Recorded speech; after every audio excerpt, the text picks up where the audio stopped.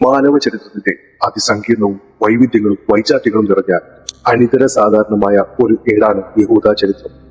ഉത്ഭവകാലം തൊട്ട് തന്നെ സംഭവബഹുലമായ വളർച്ചകളും തളർച്ചകളും അതിജീവനങ്ങളും പോരാട്ടങ്ങളും വംശഹത്യകളും ഉയർത്തെഴുന്നേൽപ്പുകളും കൊണ്ട് ലോകത്തിന്റെ ശ്രദ്ധ ക്ഷണിക്കുവാനുതകുന്ന പാരമ്പര്യത്തിന്റെ അവകാശികളായ യഹൂദരുടെ ചരിത്രത്തെയും അവർ ഓരോ കാലഘട്ടങ്ങളിൽ നേരിട്ട വംശീയവും വർഗീയവും രാഷ്ട്രീയവും മതപരവുമായ അവഗണനകളുടെയും പീഡനങ്ങളുടെയും പിന്നീട് അവർ സംഘടിത ശക്തി പ്രാപിച്ചപ്പോൾ തങ്ങളുടെ ശത്രുക്കൾക്ക് മേൽ അവർ നേരിട്ട അധീശത്വങ്ങളുടെ സമാന പ്രഹരങ്ങൾ പ്രാവർത്തികമാക്കാൻ വെമ്പുകയും ചെയ്യുന്ന ദ്വിമുഖ കാല പരിണാമത്തിന്റെ നാൾ വഴികളിലേക്ക് നമുക്ക് ഒന്നിരിക്കാം. മൊസൊപ്പൊട്ടോമിയ എന്ന് അറിയപ്പെട്ട ഇന്നത്തെ ഇറാഖിലെ ഊർ എന്ന പട്ടണത്തിൽ നിന്ന് BC 1800 യഹൂദരുടെ വംശീയ പിതാവായ അബ്രഹാം മെഡിറ്ററേനിയൻ തീരത്തുള്ള കാനാൻ ദേശത്തേക്ക് പലായനം ചെയ്യുന്നതോടു കൂടിയാണ് യഹൂദരുടെ യഥാർത്ഥ ചരിത്രം ആരംഭിക്കുന്നത്. ലഭിച്ച ചരിത്ര സ്രോതസ്സുകളേക്കാൾ കൂടുതൽ വിവരങ്ങൾ രേഖപ്പെടുത്തപ്പെട്ടിട്ടുള്ളത് അവരുടെ മതഗ്രന്ഥങ്ങളിലും പാരമ്പര്യ സംവേദനങ്ങളിലും ആയതിനാൽ യാഥാർത്ഥ്യങ്ങളും മിത്തുകളും അർദ്ധസത്യങ്ങളും കെട്ടുപിടഞ്ഞാണ് ഈ ചരിത്രം നിലകൊള്ളുന്നത്. അബ്രഹാമിന്റെ 2 മക്കളിൽ ഇളയവനായ ഇസ്ഹാക്കിന്റെ മകൻ യാക്കോബ് ദൈവശക്തിയുമായി മൽപ്പിടുത്തം നടത്തിയതിനാൽ ലഭിച്ച ഇസ്രായേൽ എന്ന നാമത്തിൽ നിന്നാണ് ഇവരുടെ ഗോത്രനാമത്തിന്റെ ഉത്ഭവം. അതിനാൽ ഇസ്രായേലിയുടെ ഗോത്രപിതാവായി അറിയപ്പെടുന്നതും യാക്കോബാണ്. അദ്ദേഹത്തിന്റെ കാലത്ത് 7 വർഷത്തോളം നീണ്ടുനിന്ന ക്ഷാമം കാനാൻ പ്രദേശത്തെ വറുതിയിലാക്കിയപ്പോൾ അദ്ദേഹത്തിന്റെ തന്നെ മക്കൾ തമ്മിലുണ്ടായിരുന്ന ചില അരുതാത്ത പ്രവൃത്തികൾ മൂലം നഷ്ടപ്പെട്ട് പിന്നീട് ഈജിപ്തിലെ രാജാവിന്റെ മന്ത്രിപദം വരെ അലങ്കരിച്ച മറ്റൊരു മകൻ ജോസഫിന്റെ അടുക്കലേക്ക് BC 1600 പലായനം ചെയ്യുന്നതോടുകൂടി ആദ്യഘട്ട ജെറൂസലേമിലെ യഹൂദരുടെ ചരിത്രം അവസാനിക്കുകയും അവരുടെ പീഡനങ്ങളുടെ ആദ്യ അധ്യായം തുറക്കുകയും ചെയ്യും. യാക്കോബിന്റെ നേതൃത്വത്തിലുള്ള യഹൂദ ഗോത്രങ്ങൾ ജോസഫിന്റെ തടവിൽ അവിടെ വാസമുറപ്പിക്കുകയും 2 തലമുറയോളം സമ്പൽ സമൃദ്ധമായ ജീവിതം മുന്നോട്ട് നയിക്കുകയും ചെയ്തു. എന്നാൽ സേത്ത് രണ്ടാമൻ എന്ന ഭരണാധികാരിയുടെ സ്ഥാനാഹരണത്തോടുകൂടി കാര്യങ്ങൾ മാറി പറഞ്ഞു. വ്യക്തമായ ചരിത്ര രേഖകൾ ലഭ്യമല്ലാത്തത് കൊണ്ട് തന്നെ എന്താണ് കാരണമെന്ന് അറിയില്ല എങ്കിലും യഹൂദന്മാരുടെ സമൂഹത്തിൽ പിടിയമർത്താനുള്ള ചില ശ്രമങ്ങളെ സേത്ത് രാജാവ് തിരിച്ചറിയുകയും അവരെ പാർശ്വവൽക്കരിക്കപ്പെടുകയും പതിയെ അവർ ഈജിപ്തിലെ അടിമ വംശമായി മാറ്റപ്പെടുകയും ചെയ്തു എന്നാണ് രേഖപ്പെടുത്തപ്പെട്ടിട്ടുള്ളത്. പിന്നീട് നൂറ്റാണ്ടുകളോളം നരകതുല്യമായ ജീവിതം നയിക്കാൻ അവർ വിധിക്കപ്പെട്ടു. ഇന്ന് കാണുന്ന പല അത്ഭുതകരമായ നിർമ്മിതികളിലും അവരെ നിർബന്ധപൂർവ്വം പണിയെടുപ്പിച്ചിരുന്നു എന്നും അവരുടെ ആൺകുഞ്ഞുങ്ങളെ കൊന്നുകളയാനും അവരുടെ സ്ത്രീകളെ അടിമകളാക്കാനും പലപ്പോഴായി നിർബന്ധിത രാജശാസ്ത്രങ്ങൾ ഉണ്ടായിരുന്നുവെന്നും കരുതപ്പെടുന്നു. പിൽക്കാലത്ത് മോശയുടെ ആഗമനത്തോടുകൂടി അവർ അടിമത്തത്തിൽ നിന്ന് മോചിക്കപ്പെടുകയും സിനായ് മരുഭൂമി താണ്ടി വീണ്ടും കാനാനിലേക്ക് പ്രവേശിക്കുകയും ചെയ്തു. ഈ അടിമ കാലഘട്ടത്തെ ഓർമ്മ പുതുക്കുന്നതാണ് യഹൂദരുടെ പെസഹ അല്ലെങ്കിൽ പാസ് ഓവർ. മോശയ്ക്ക് ശേഷം വന്ന ജോഷോയുടെ നേതൃത്വത്തിൽ തദ്ദേശീയരായ കനാനിയരുമായി അവർ നിരന്തരം യുദ്ധം ചെയ്തു. അവരെ പാർശ്വവൽക്കരിക്കുകയും ഒതുക്കുകയും ചെയ്തു. അവിടെ നിന്ന് പലപ്പോഴും ഓടിച്ച് അധികാരം സ്ഥാപിക്കുകയും ക്രമേണ അതൊരു യഹൂദ രാഷ്ട്രമായി മാറുകയും ചെയ്തു. യാക്കോബിന്റെ 12 മക്കളിൽ ഒരാളായ യൂദായുടെ ഗോത്രങ്ങളെ പൊതുവെ പറയുന്ന പേരാണ് ജൂതന്മാർ അല്ലെങ്കിൽ യഹൂദർ. പിന്നീട് പൊതുവെ ഇസ്രായേലിയർ മൊത്തത്തിൽ യഹൂദർ എന്ന് അറിയപ്പെട്ടു തുടങ്ങി. കാനാൻ പ്രദേശത്തിന്റെ ചുറ്റുപാടുമുള്ള പ്രദേശങ്ങളെല്ലാം ഉൾപ്പെടുത്തി ജെറൂസലേം തലസ്ഥാനമാക്കി ഒരു യഹൂദ രാജ്യം സ്ഥാപിക്കപ്പെടുകയും ദാവീദിനും അദ്ദേഹത്തിന് ശേഷം പുത്രൻ സോളമന്റെയും കാലത്ത് അഭിവൃദ്ധി പ്രാപിക്കുകയും ആദ്യത്തെ സോളമന്റെ ദേവാലയമടക്കം മികച്ച കെട്ടിടങ്ങളും മതപരമായ നിർമ്മിതികളും കെട്ടിപ്പടുക്കപ്പെടുകയും ചെയ്യുമെങ്കിലും അവരുടെ മരണശേഷം അധികാര തർക്കങ്ങളിൽപ്പെട്ട് രാജ്യം വിഭജിച്ച് യഹൂദിയ എന്നും ഇസ്രായേൽ എന്നും 2 രാഷ്ട്രങ്ങൾ രൂപപ്പെട്ടു. അതോടുകൂടി ശക്തി ക്ഷയിച്ചു പോയ ഇസ്രായേലി ഗോത്രങ്ങൾ പിന്നീട് നേരിടേണ്ടി വന്നത് ശക്തമായ ശത്രുക്കളുടെ ആക്രമണത്തെയാണ്. BC 722 യഹൂദിയ രാജ്യത്തെ അസൂറികൾ ആക്രമിച്ച് കീഴ്പ്പെടുത്തിയപ്പോൾ അതുവരെ പിടിച്ചു നിന്ന് പുറം ആക്രമണങ്ങളിൽ നിന്ന് ശക്തമായ ഭരണം മുന്നോട്ട് കൊണ്ടുപോയിരുന്ന യഹൂദിയ രാജ്യത്തെ BC 586 ബാബിലോണിയക്കാർ നിശേഷം ആക്രമിച്ച് തകർത്തു കളഞ്ഞു. തടവിലാക്കപ്പെട്ട യഹൂദിയെ മുഴുവൻ ബന്ദികളാക്കി അവർ ബാബിലോണിലേക്ക് പറിച്ചു നടപ്പെടുകയും ചെയ്തു. ബൈബിൾ വിവരണ പ്രകാരം ചങ്ങലകളിൽ പരസ്പരം ബന്ധിച്ച് കിലോമീറ്ററുകളോളം അവരെ നടത്തിയാണ് ബാബിലോണിയിൽ എത്തിച്ചത്.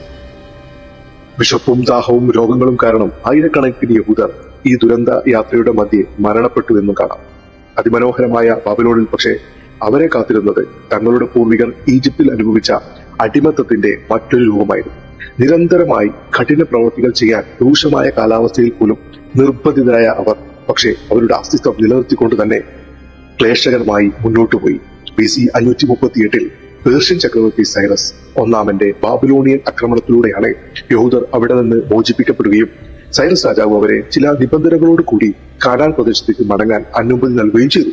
അപ്പോഴേക്കും ഏകദേശം ദുരന്തപൂർവമായ 60 കൊല്ലം ബാബിലോണിൽ അവർ കഴിച്ചുകൂട്ടി കഴിഞ്ഞിരുന്നു. യഹൂദ മെദീനാത്ത എന്ന പേർഷ്യൻ പ്രവിശ്യയിൽ ഉൾപ്പെടുത്തിക്കൊണ്ട് യഹൂദർ വീണ്ടും സ്വതന്ത്ര ജീവിതം ആരംഭിച്ചു. സോളമന്റെ 2ാം ദേവാലയം അവർ പണി കഴിപ്പിക്കുന്നത് ഈ കാലഘട്ടത്തിലാണ്. യഹൂദ ചരിത്രത്തിലെ മികച്ച കാലഘട്ടങ്ങളിലൂടെയാണ് പിന്നീട് അവർ കടന്നുപോയത്. പേർഷ്യൻ ആധിപത്യത്തിന് ശേഷം അലക്സാണ്ടറുടെ നേതൃത്വത്തിൽ ഗ്രീക്കുകാർ ആ പ്രദേശങ്ങൾ കയ്യേറിയെങ്കിലും അവരുടെ സമൂഹത്തിലും യഹൂദർക്ക് കാര്യമായ പ്രശ്നങ്ങൾ ഒന്നും തന്നെ നേരിടേണ്ടി വന്നിരുന്നില്ല. എന്നാൽ ഗ്രീക്ക് സംസ്കാരത്തിന്റെ സ്വാധീനം യഹൂദ വിശ്വാസ ആചാരങ്ങളെ ക്ഷയിപ്പിക്കുന്നതും സാമന്ത ജനതയായി പരിവർത്തിക്കപ്പെട്ടതും അവരെ അസ്വസ്ഥമാക്കിയിരുന്നു. പതിയെ പ്രബലരായിക്കൊണ്ടിരുന്ന യഹൂദ സമൂഹവും ക്ഷയോന്മുഖമായ അവസാന ഗ്രീക്ക് സാമ്രാജ്യമായ സലൂസിഡ് സാമ്രാജ്യവും തമ്മിലുള്ള അകലം നാൾക്ക് നാൾ വർദ്ധിച്ചുകൊണ്ടേയിരുന്നു. തങ്ങളുടെ നഷ്ടപ്പെട്ട അധികാരവും കളങ്കപ്പെട്ടുകൊണ്ടിരിക്കുന്ന വിശ്വാസവും തിരിച്ചുപിടിക്കാൻ തക്കം പാർത്തിരുന്ന യഹൂദർ BC 110 മത്തേയൂസിന്റെയും മകൻ ജൂദാസിന്റെയും നേതൃത്വത്തിൽ സലൂസിഡ് രാജാവിനെതിരെ കലാപം അഴിച്ചുവിട്ടു. സുസംഘടിതവും വ്യക്തമായ മുന്നൊരുക്കങ്ങളോട് കൂടിയുള്ള ആക്രമണത്തെ ചെറുക്കാൻ ക്ഷയോന്മുഖമായ സലൂസിഡ് സാമ്രാജ്യത്തിന് കഴിഞ്ഞില്ല. അവരെ അവിടെ നിന്ന് നിശേഷം തുരുത്തിയ യഹൂദർ മത്തേയൂസിന്റെ നേതൃത്വത്തിൽ രാഷ്ട്രീയ നേതാക്കളും മതപുരോഹിതരും ചേർന്ന് ഭരണക്രമം നിർവഹിക്കുന്ന ഹഷ്മനോൻ രാജവംശം സ്ഥാപിച്ചു. BC 63 വരെ നിലനിന്നിരുന്ന ഈ യഹൂദ രാജവംശം പിന്നീട് ഏക രാജക്രമത്തിലേക്ക് മാറിയെങ്കിലും ഹഷ്മനോൻ കാലഘട്ടം യഹൂദരുടെ ശക്തമായ പരമാധികാരവും രാഷ്ട്രീയ മത സാമൂഹിക പുരോഗതിയും രേഖപ്പെടുത്തി അതിർത്തികൾ വികസിപ്പിച്ചുകൊണ്ടേയിരുന്നു. ഈ അഭിവൃദ്ധി തന്നെ പിന്നീട് അവർക്ക് ശാപമായി മാറി. യഹൂദ സാമ്രാജ്യത്തിന് മികച്ച മേൽവിലാസം നൽകിയ ശലോമോന്റെ മക്കൾ തമ്മിൽ അധികാരത്തിനു വേണ്ടി പരസ്പരം പോരടിച്ചു. ഈ പോരാട്ടം അവരെ കൊണ്ടുചെന്നെത്തിച്ചത് ഒരു പുതിയ അധിനിവേശ ശക്തിയുടെ രംഗപ്രവേശനത്തിലേക്കും അതുവഴി വീണ്ടും പരമാധികാര നഷ്ടത്തിലേക്കുമാണ്. അവരായിരുന്നു ഗ്രീക്ക് ആധിപത്യം തകർത്ത് ആ മേഖലയിൽ ഉയർന്നു വന്ന റോമക്കാർ. പ്രശ്ന പരിഹാരത്തിന് ഇടപെട്ടു തുടങ്ങിയ അവർ പതിയെ യഹൂദരുടെ പ്രദേശം മുഴുവൻ റോമിനോട് ചേർത്തു. മാറിവരുന്ന റോമ ഭരണാധികാരികളുടെ മനോഭാവം അനുസരിച്ച് യഹൂദരോടുള്ള നിലപാടുകളിലും ഓരോ കാലഘട്ടങ്ങളിൽ മാറ്റമുണ്ടായിക്കൊണ്ടേയിരുന്നു. ചിലർ ഹഷ്മനോൻ രാജവംശത്തിന് പരിമിതമായ പരമാധികാരങ്ങൾ നൽകിയപ്പോൾ മറ്റു ചിലർ അവർക്ക് വഴങ്ങാത്ത യഹൂദ ഭരണാധികാരികളെ അട്ടിമറിച്ച് പുതിയവരെ മാറ്റി സ്ഥാപിച്ചു. ചിലപ്പോഴെല്ലാം പരിപൂർണമായും റോമിന്റെ പ്രവശ്യയായി പോലും യഹൂദ രാജവംശത്തിന് നിലകൊള്ളേണ്ടി വന്നു. BC 63 എന്നാൽ പോംപിയുടെ അധികാര ആരോഹണത്തോടു കൂടി എല്ലാം തകിടം മറിഞ്ഞു. അതുവരെ ഉണ്ടായിരുന്ന ശാന്തതയെല്ലാം വിട്ട് യഹൂദ രാഷ്ട്രത്തെ പൂർണ്ണമായും റോമിന്റെ ഭാഗമാക്കിയ പോംപി ഹഷ്മനോൻ രാജവംശത്തെ അധികാരത്തിൽ നിന്നും മാറ്റി പാവയായ ഹെറഡോട്ടിനെ രാജഭരണം ഏൽപ്പിച്ചു. അന്ന് നിലനിന്നിരുന്ന ലോകക്രമത്തിന്റെ ഭാഗമായി ഏതൊരു സമൂഹവും നേരിടുന്ന സ്വാഭാവികമായ അവഗണനകളും പീഡനങ്ങളും അടിച്ചമർത്തലുകളും മാത്രമാണ് യഹൂദരും നേരിട്ടിരുന്നതെങ്കിൽ ഗ്രീക്ക് കാലം തൊട്ട് അവരുടെ സംസ്കാരത്തിലും അധിനിവേശം ആരംഭിച്ചു തുടങ്ങിയിരുന്നു. ഗ്രീക്കുകാരുടെ ഹെലനിക് സംസ്കാരം യഹൂദരിലേക്ക് പടർത്താനും യഹൂദരുടെ സാംസ്കാരിക അടയാളങ്ങളെ ഇല്ലായ്മ ചെയ്യാനുമുള്ള പലതരത്തിലുള്ള ശ്രമങ്ങൾ ഉണ്ടായിരുന്നെങ്കിലും അതിനെയെല്ലാം ചെറുത്തു തോൽപ്പിക്കാൻ യഹൂദ സമൂഹത്തിന്റെ കെട്ടുറപ്പിന് ഒരു പരിധിവരെ സാധിച്ചിരുന്നു. എന്നാൽ കുശാഗ്ര ബുദ്ധിക്കാരും സൈനിക ശക്തിയിൽ മുന്നിലുമുള്ള റോമാക്കാരുടെ മുന്നിൽ അവർക്ക് ചെറുത്തു നിൽക്കാൻ കഴിയുമായിരുന്നില്ല.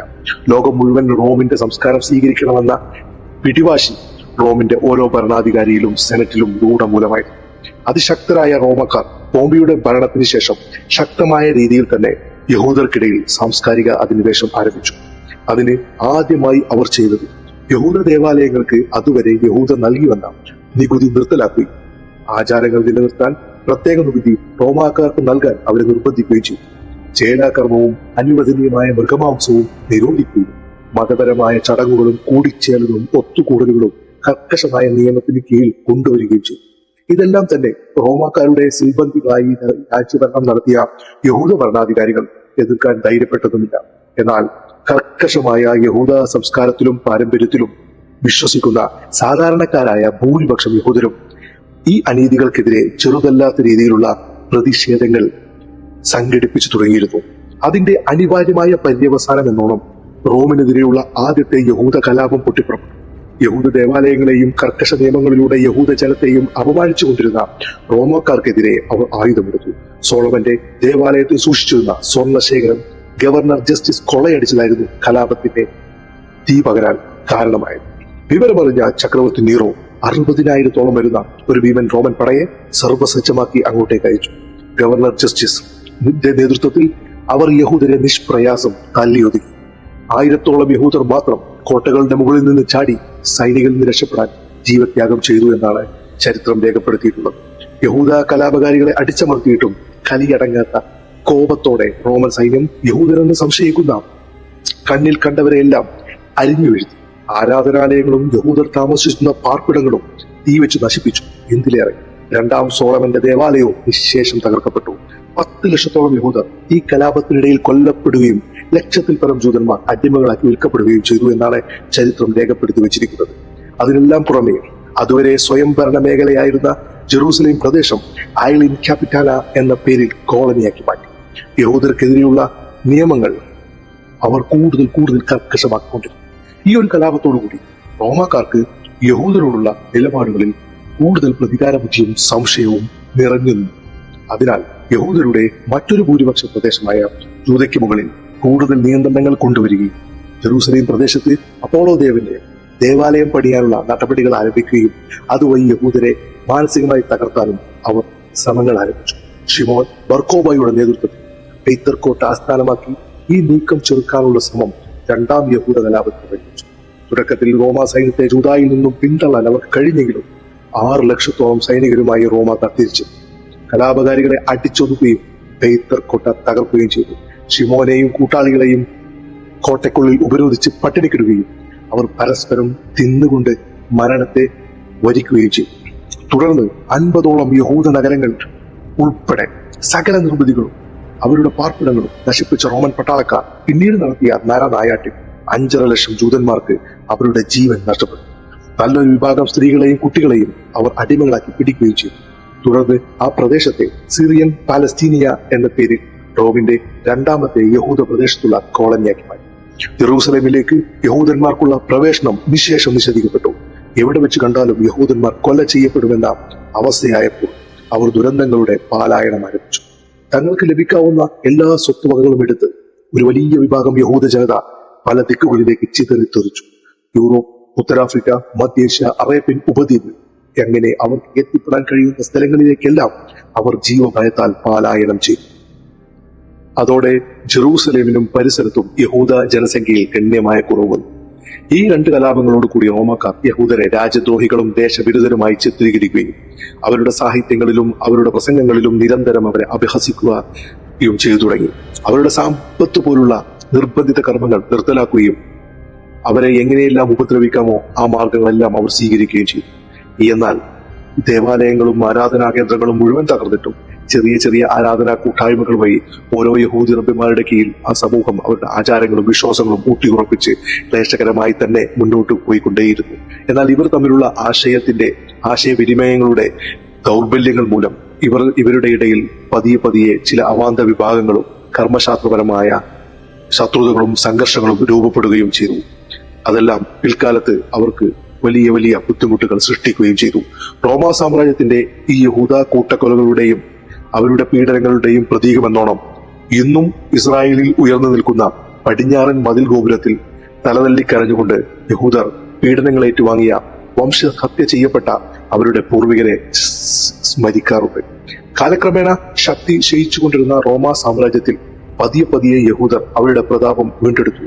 അവർ ഒരു റോമൻ ജനതയായി മാറ്റപ്പെട്ടു കഴിഞ്ഞിരുന്നു എന്ന് വേണം പറയാൻ.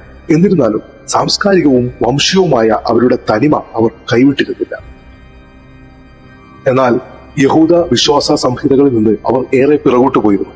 ആ കാലഘട്ടങ്ങളിൽ അവരെ പരിഷ്കരിക്കാൻ നിയോഗിക്കപ്പെട്ട എന്ന് വിശ്വസിക്കപ്പെടുന്ന ക്രിസ്തുവിനെയും യോഹന്നാൻ സ്ഥാപകനെയും പോലുള്ളവരെ ഗൂഢാലോചനയിലൂടെ റോമോക്കാരെ ഉപയോഗിച്ച് തന്നെ വധിക്കാനും കുരിശിലേക്കാനുമുള്ള തക്ക സ്വാധീനം യഹൂദർ ആ സമൂഹത്തിൽ നേടിയെടുത്തു കഴിഞ്ഞിരുന്നു.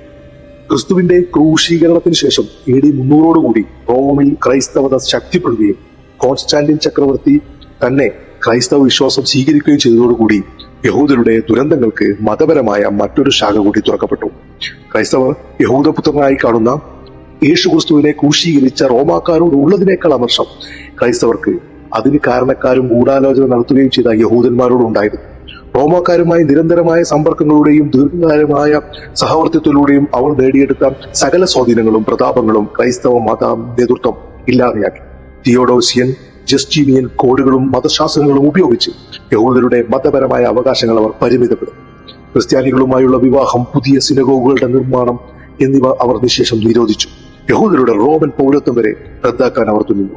സിനഗോഗുകൾ നശിപ്പിച്ചും അവരെ രണ്ടാം തരം പൗരന്മാരായി നിർബന്ധിച്ചും അവരെ കടുത്ത പീഡനങ്ങളുടെ പാലായനം ചെയ്യാൻ നിർബന്ധിതരാക്കുകയും ചെയ്തു. തകർക്കപ്പെട്ട സോളമന്റെ ദേവാലയത്തിൽ മാലിന്യ നിക്ഷേപ കുപ്പയാക്കി അവരെ ജൂതന്മാരെ റോമൻ ക്രൈസ്തവ നേതൃത്വം അപമാനിച്ചു. തങ്ങളുടെ പൂർവികർ പാലായനം ചെയ്ത വഴിയിലൂടെ അവരും പാലായനം ആരംഭിച്ചു. ദൈവത്തിന്റെ ദാനമെന്ന് അവർ വിശ്വസിച്ചിരുന്ന ജെറൂസലേമിൽ അങ്ങനെ യഹൂദന്റെ എണ്ണം തുലവും വിരളമായി കൊണ്ടേയിരുന്നു. പല ദിക്കുകളിലേക്ക് പാലായനം ചെയ്ത ആ സമൂഹം സിറിയ വഴി അറേബ്യൻ ഉപഭൂഖണ്ഡത്തിൽ പ്രവേശിച്ചു. അവിടെ യദിരിബ് എന്ന പേരിൽ അറിയപ്പെടുന്ന മദീനയിലും വടക്കുവശത്തുള്ള ഖൈബറിലും യമനിലെ ചില ഭാഗങ്ങളിലും അവർ തമ്പടിച്ചു. നിരന്തരമായ അവഗണനകളും പീഡനങ്ങളും അടിച്ചമർത്തലുകളും നേരിട്ട് അരക്ഷിതരായ യഹൂദർ സാംസ്കാരികമായി അവർ പുലർത്തിയിരുന്ന സ്വത്വബോധത്തിന് പുറമെ സാമൂഹികമായ സുരക്ഷയ്ക്കുതകുന്ന സംഘടിതമായ ജീവിത സാഹചര്യങ്ങൾ സൃഷ്ടിച്ചെടുക്കുവാൻ തുടങ്ങിയിരുന്നു.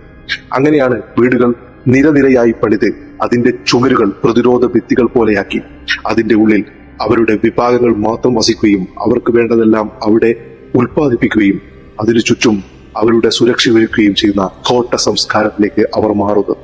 എന്നാൽ ഈ സാമൂഹിക ചുറ്റുപാടുകളിൽ നിന്ന് പുറം തിരിഞ്ഞു നിൽക്കുന്ന സമീപനം അവരിൽ ഒരുപാട് പുറമെയുള്ള ആളുകൾക്ക് സംശയം ഉദിപ്പിക്കുകയും അവർക്ക് വീണ്ടും പ്രശ്നങ്ങൾ ക്ഷണിച്ച് വരുത്തുകയുമായിരുന്നു ചെയ്തിരുന്നത്.